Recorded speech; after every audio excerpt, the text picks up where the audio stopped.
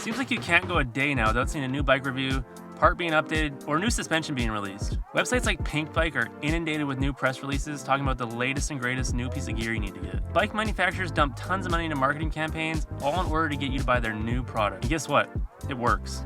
Every time a new bike gets released, or new suspension gets updated, everyone rushes out to buy it because they want the latest and greatest stuff.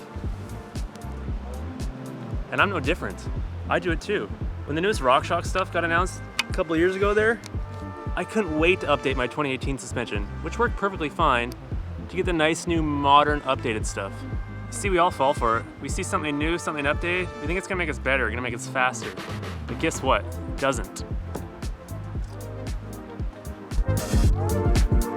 You see, we always associate new with better, and that's just not the case. New is different.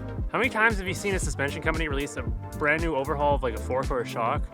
And in the press release, they talk about how their old system limited this, how they could do these things, and it just like wasn't performing good, and this new system works so much better than the old one. But then when the next new one comes out, they're gonna say the exact same thing again. They're always just constantly trying to make you think like your old one is outdated and won't perform, when it's perfectly fine.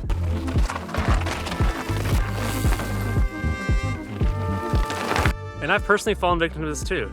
Up until last year, I was riding a 2018 enduro bike, and if you know me, you know I don't like pedaling up at all. I'm not a big climber. I'm just bad at it. I get tired, I have no stamina. And near the end of riding that bike, I was convinced that a brand new modern bike, modern geometry, would make me climb so much easier. Spoiler alert, it didn't. I was still just as slow, got tired just as fast, and my butt was still in just as much pain as I was on my old 5-6-year-old outdated bike. The new bike did not make me any better or any faster. See, I get it. I know that it's their job to sell you their new product. They want you to buy the new one, update from the old one, and they're gonna give you every reason in the book to do it. It just seems like constantly we're getting new standards, new bikes are getting longer, slacker, steeper, shorter, lighter, different material, different wheel size, different hub spacing, different crank lengths. There are so many things that are constantly changing, and they have to try to sell you on those things. Just make sure though, next time you're reading that press release and you go, ooh, I wanna buy this, think why you wanna buy it. Because if it's a legitimate upgrade to a better product, go right ahead. But if they're just trying to tell you that your old one is outdated and isn't gonna work as well when it probably will, then maybe just take a second, think a little harder, and do I really need this?